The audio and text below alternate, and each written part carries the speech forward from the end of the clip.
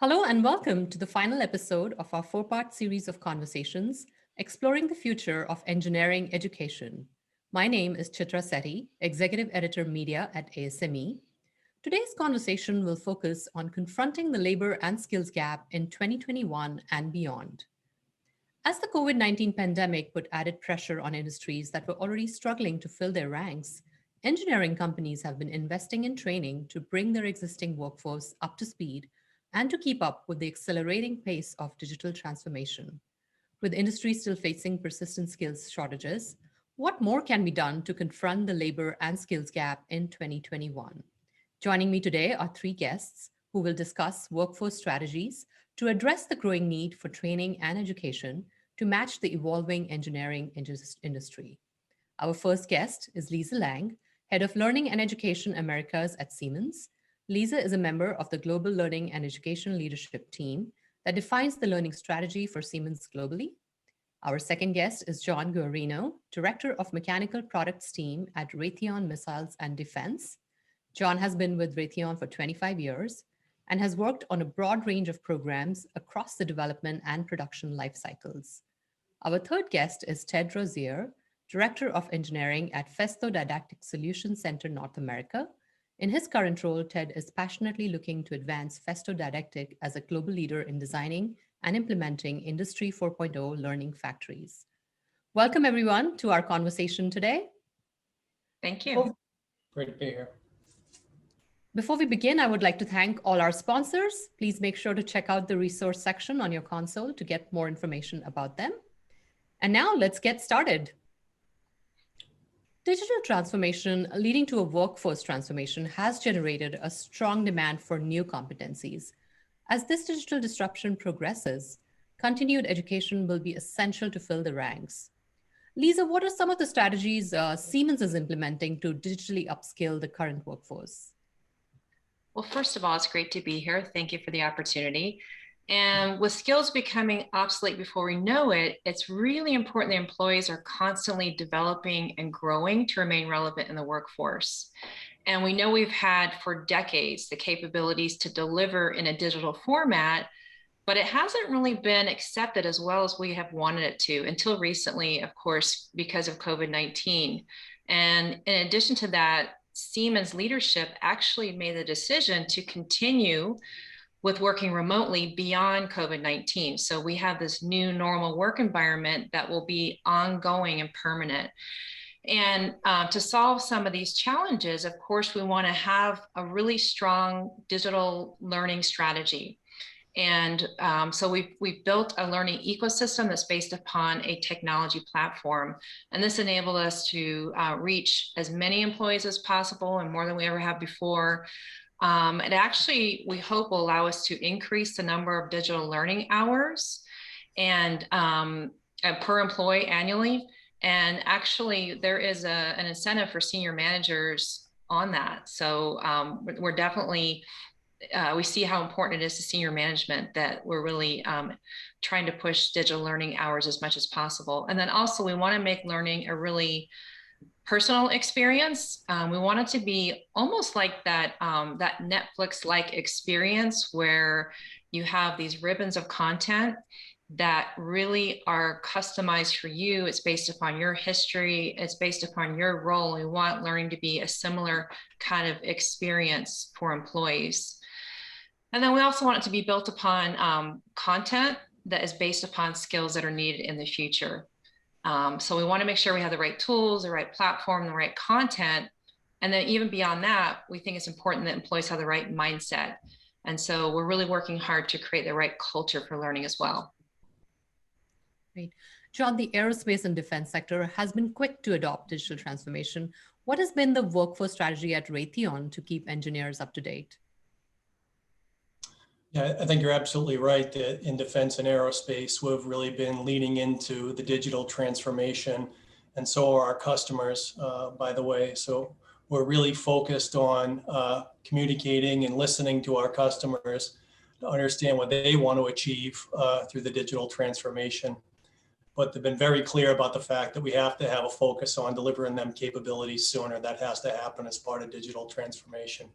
I think the other thing we're super focused on is listening to our engineers, our real design practitioners, and having the discussions with them about what are the use cases we really need to focus on to have the most impact with digital transformation from an efficiency standpoint or speed or delivering capabilities faster. But we really believe our engineers and our practitioners are in a great position to provide us some insights on that. Ted, how important is it to address the potential skills gap related to digitization, in your company's workforce, and generally, what are you seeing? Thanks so much for, first of all, asking the question and even allowing Festo to participate in this.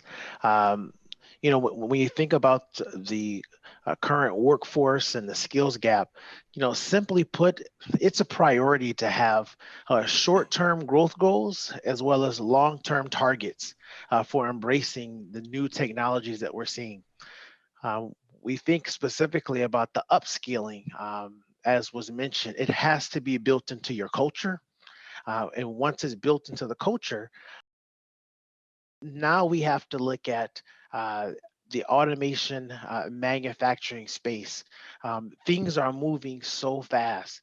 So providing the employees the ability to cross-train with each other. There's so many new software protocols. There's so much going on. Innovation moves so fast.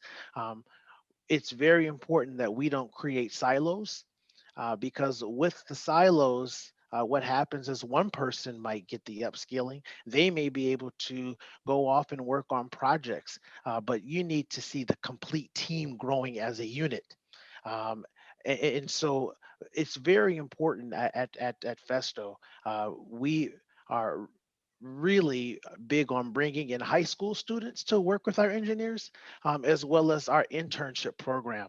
So when we think about that digital transformation, it's just so important that it's not just about the technology, but it's also the people piece that moves, and it has to be parallel. Or else one will fail. So overall, our number one goal is to not allow silos to grow and to grow as a team. And I think that now we have a nice platform and a workforce that will stand the test of time. Great.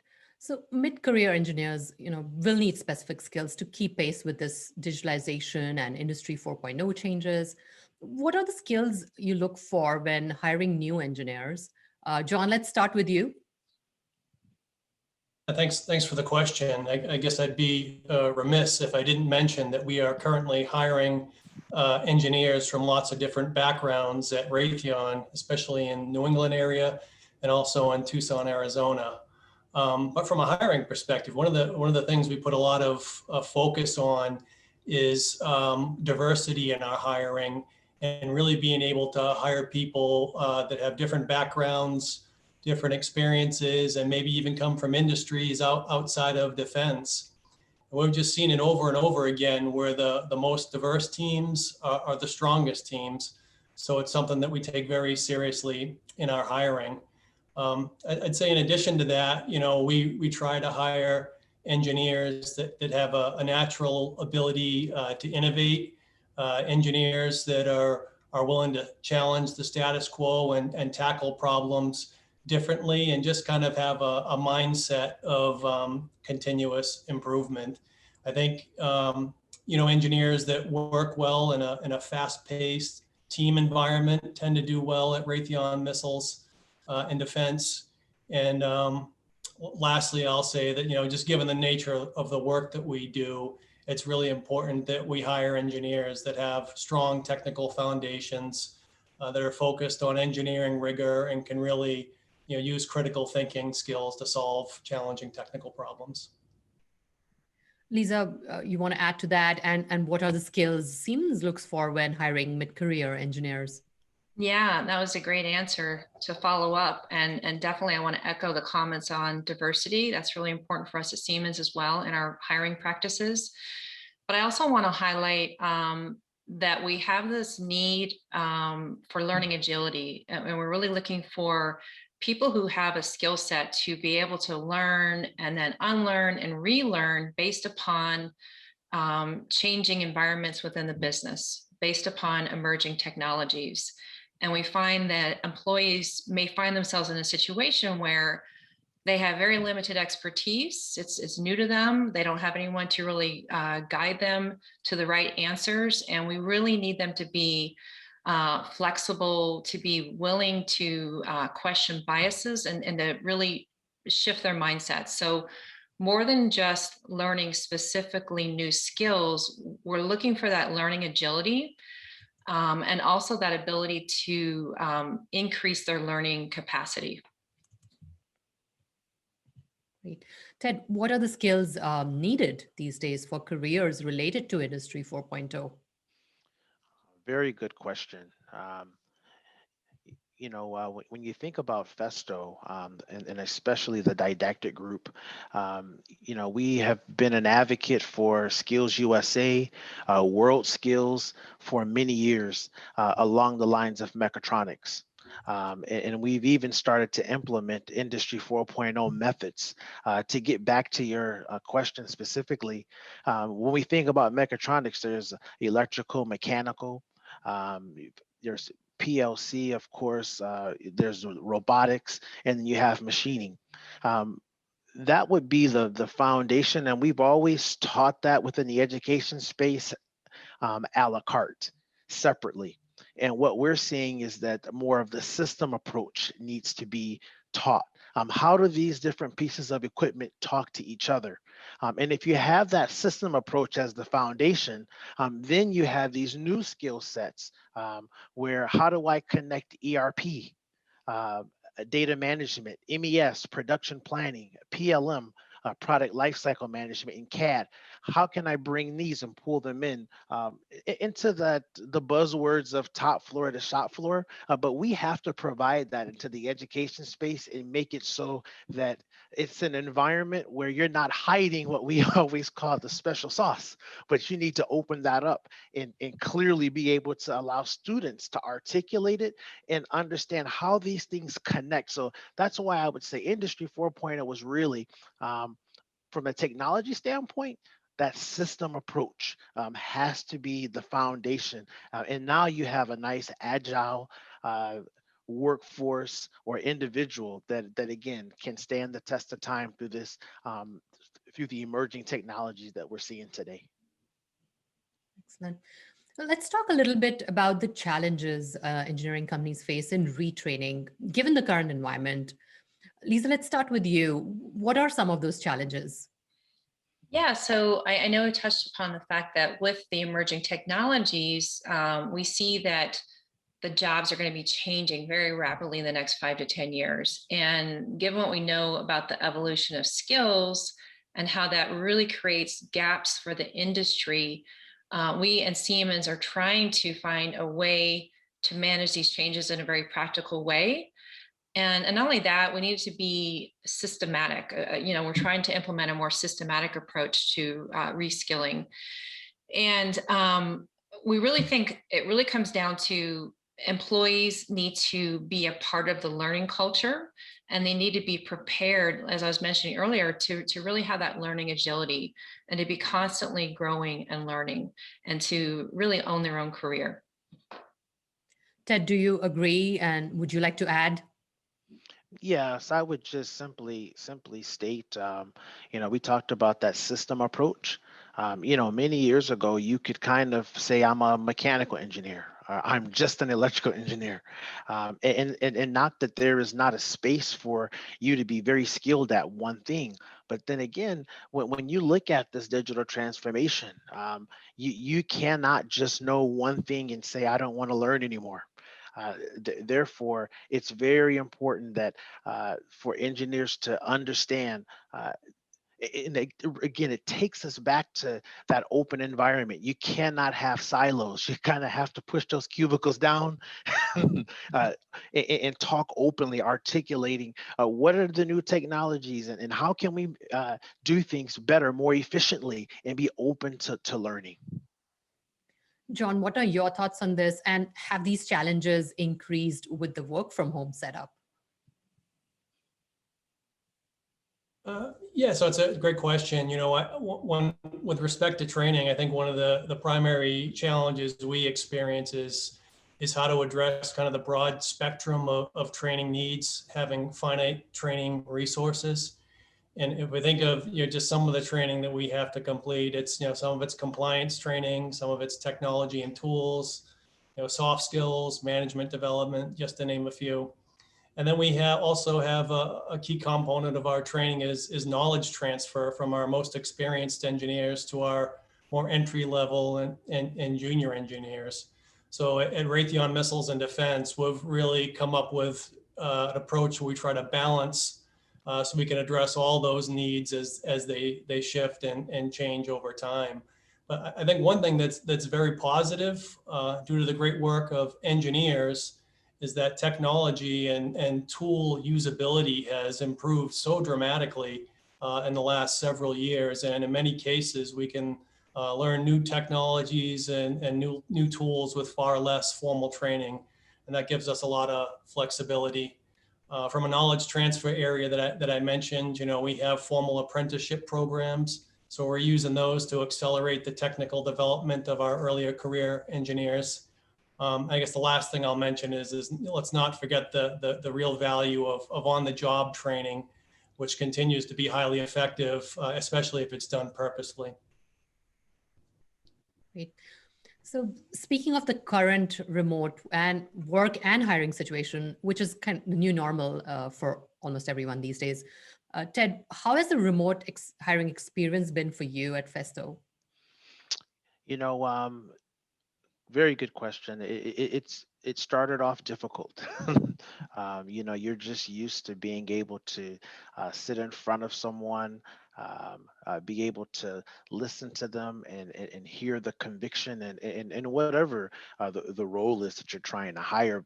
And having to interact the way we're interacting today over Zoom, it was a challenge.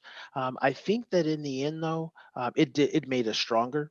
The ability to listen to someone and for them to articulate what it is that their skill sets for us to be able to not be able to typically in a technical position, especially when it comes to the programming of machinery, developing solutions. You would typically have someone come on site and actually after the interview process, they also get a chance to show their hands on. But COVID has kind of put a screeching halt to a lot of that. And that doesn't mean that you can't stop hiring. So what it did was it caused us to again use more digital tools. And in the end, the process has been very valuable, along with the interns, watching interns, listening to to those students express themselves. I think the process is a little bit longer, but it's made us stronger in the end. Lisa, what best practices Siemens is following for remote hiring and onboarding, and how's been the experience with this whole remote work situation? Yeah, I'll start from an onboarding perspective. And I would mention that we do have a new online onboarding for all new managers. And I wasn't sure how that would be accepted, but actually it has gone really well. And we continue to increase the numbers participating in these sessions. I also mentioned earlier our technology platform.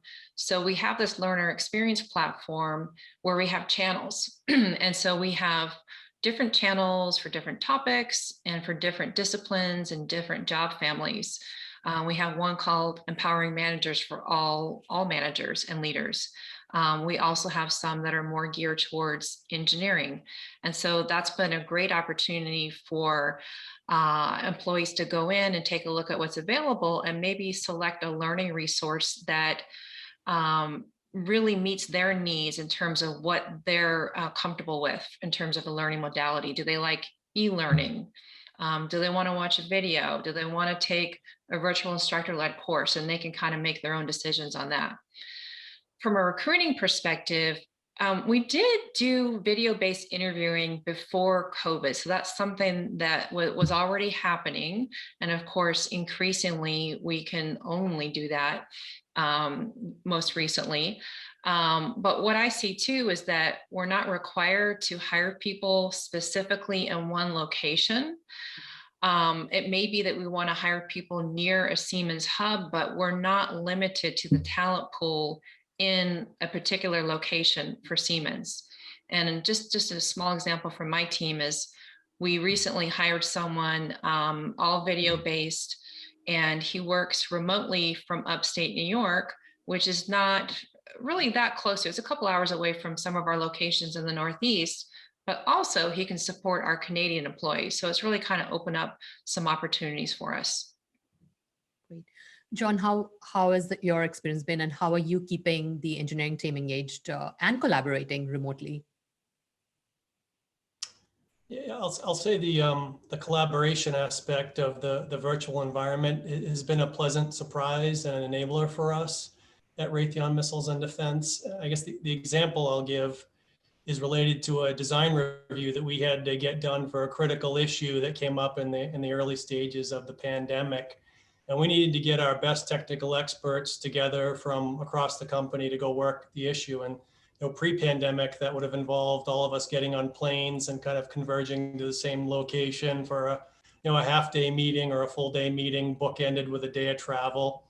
And a half-day design review could turn into a 3-day commitment, taking into account all the travel, and could be very disruptive to people's already busy schedules. But we kind of thought that was the cost of geographically diverse collaboration. But travel wasn't an option. It isn't an option with the pandemic. So we held our design review over Zoom. And the first thing that we noticed was our attendance was way up because it was only a half-day commitment instead of a 3-day commitment. And then we had all these insightful and impactful interactions during the meeting. We just got so much positive feedback after the review. It surprised us, to be honest with you. And it was, not only did our employees avoid the kind of the personal and professional disruption of 3 days of travel for a half-day meeting, we saved a bunch of time for the company and the customer. We drove up our efficiency, and we found it was just a great way of leveraging technology to just do something differently, be more efficient, and keep our teams engaged. And we're also pivoted to a variety of our learning and network approaches for new hire programs, external speaker events, team building activities, community relations. All that's migrated to the virtual space. I think it's worked out very well. Great. So what's less talked about is that tomorrow's engineers will also need the soft skills, the ability to communicate with others that go along with working in these engineering environments. So Lisa, engineers of the future will work with computer programs more than ever before, but they will also more than ever before need soft skills. Do you agree? Yes, I absolutely agree. We've seen this in our classrooms at Siemens in the past few years, and we really try to build soft skills programs that are intertwined with the technology training that they're receiving. So it's not something separate that they go to in a classroom. It's something that's really a part of everything that they're learning. And we think it's important for them to have exposure to the soft skills, but also understand why these soft skills are going to be needed in their work. And some of the examples that we've seen based upon research include soft skills like creativity, originality, emotional intelligence, of course, leadership, social influence, and then also, as I mentioned earlier, active learning and learning strategies as well. John, what are your thoughts on this? Yeah, I agree with everything that Lisa just said. And I'll say that, the one thing that hasn't changed in spite of how dramatically technology has changed is that engineers have to have soft skills. We have to be able to work on teams. We have to be able to collaborate, and we have to be able to communicate clearly and crisply. And I don't see that changing.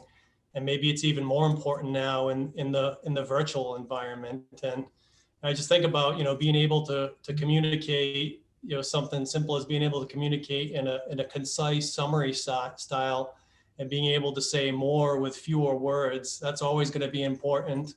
It seems to be even more important as we take on, bigger jobs in our careers. And, it's something I personally focus on and continue to try to get better at. Great. Ted, what are your thoughts on this, and what more can be done to prepare young engineers for the jobs of tomorrow? Lisa and John, they pretty much took everything. I agree with them totally. The two things that come to my mind, problem solving, and decision making. And what does that sit on top of? If you're looking at building blocks, it goes back to communication, being able to listen well, and also being able to speak or articulate well. And John touched on engineers. A lot of times we're our worst enemy, because we do like to sometimes sit in a silo and create the world's best widget all by ourselves. And especially when you talk about how engineers need to work with the sales force. So being able to articulate that whiz bang widget that you created, well, it can't be sold if you don't actually define how it's beneficial, and inspire the sales force, and the sales force at the same time inspire the engineering side of the house. So the communication is just going to be very, very key. Yeah, looks like we all agree on that. So I'll wrap it up with one final question. What advice will you give to mid-career engineers who have suffered job losses and are trying to rejoin the workforce? Lisa, let's start with you. Yeah, well, I'll start with focusing on really building your network. Clearly, that's going to be important. Also focusing on continuously learning. And then also kind of reflect upon the skills that you have and how you could apply them to perhaps another role that you didn't consider before. John, what's your advice? Yeah, I mean, I can imagine it'd be super stressful to lose a job, especially in the middle of the pandemic. But I'd start by remembering that, an engineering degree is extremely valuable, and the world is always going to need experienced and talented engineers. So don't lose track of that, know your value and remind yourself of that to keep your confidence up. Then, like Lisa said, I think it's important to work your networks and engage with people and have discussions with them. And it's always a great way to find out about opportunities that might not be very well advertised. And I think overall, it's really good to be creative and maybe think about adjacent industries, or maybe even a career pivot if that's something that you might have considered in the past. And again, the power of the engineering degree is you can go in a lot of different directions. I know engineers that do engineering, and I know engineers that work in finance. So I know engineers that work for companies, and I know perhaps somebody might consider starting their own company about something they're passionate about. So I'd encourage people to take advantage of a career pause as maybe an opportunity to think big about some of those things. I guess the last thing I'll mention is we are hiring at Raytheon Missiles and Defense. We have robust relocation packages, and we're offering tremendous flexibility for telecommuting as we work our way through the pandemic. So if people are interested, they should have a look at Raytheon Missiles and Defense. Awesome. Ted, any final thoughts and advice? Yeah, I would just say it is tough. It's tough. This is not the best time to look for a job. John mentioned that they're hiring, so that's always good news to anyone who's looking for a job. But I would say humility, first of all, depending on what your role was or how many years you spent at a certain company. It takes an impact on your personal ego. So humility, but keep your confidence. And then right now, this is the time for, like John mentioned, a pivot. There's so much technology, so many different things are changing right now. If you're open for a change, you can always fall back on the foundation that you built over the years. But to be open, and maybe chart your course somewhere differently, down a different path, I definitely think that they'll be successful. Great advice. And it was a great conversation. And this is as much time we have for this 4th episode in our series of workforce education. I want to thank again our speakers, Lisa Lang, John Guarino, and Ted Rozier. I would also like to thank all our sponsors. Please make sure to check out the resource section on your console to get more information about them. And thank you all for tuning in to our conversation series. And thank you, Lisa, Ted, and John, for joining today. Thank you. Thank you.